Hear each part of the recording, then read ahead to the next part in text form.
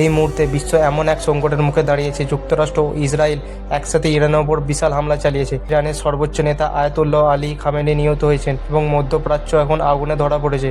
এটা কি world war 3 শুরু? 28শে ফেব্রুয়ারি 2026 মার্কিন যুক্তরাষ্ট্র ও ইসরায়েল যৌথভাবে ইরানের ওপর বিমান ও ক্ষেপণাস্ত্র হামলা চালায়, যার নাম দিয়েছেন অপারেশন এপিক ফিউরি লায়ন্স রয়ার।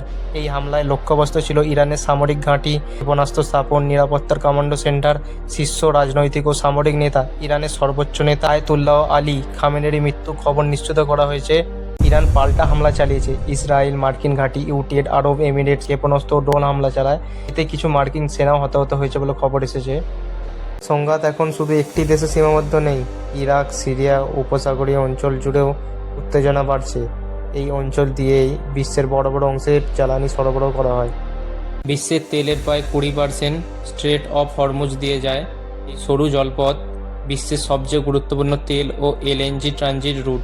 যদি এখানে নৌ চলাচল ও তেল পরিবহন বিঘ্নিত হয়, তাহলে গ্লোবাল তেলের সরবরাহে বড় ধাক্কা পড়বে। ভারত তার তেলের বড় অংশ মধ্যপ্রাচ্য থেকে নেয়, আর সেই তেল অনেকটাই স্ট্রেট অফ হরমুজ দিয়ে আসে। যদি এই রুটে সমস্যা বাড়ে, তাহলে সরবরাহে বিঘ্ন বা বিলম্ব হতে পারে, যার ফলে তেলের দাম আরও বাড়তে পারে। পেট্রোল, ডিজেল ও রান্নার এলপিজির দাম বাড়ার চাপ তৈরি হতে পারে।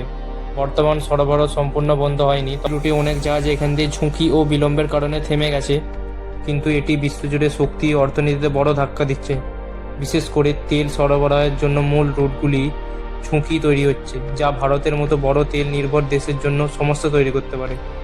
বিশ্ব পরিস্থিতির এমন প্রতিটি বড় আপডেট সবার আগে জানতে আমাদের চ্যানেলের সঙ্গে যুক্ত থাকুন।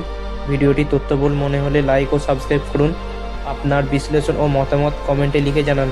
আজ এতটুকুই, আবার ফিরে আসছি নতুন তথ্য ও বিশ্লেষণ নিয়ে।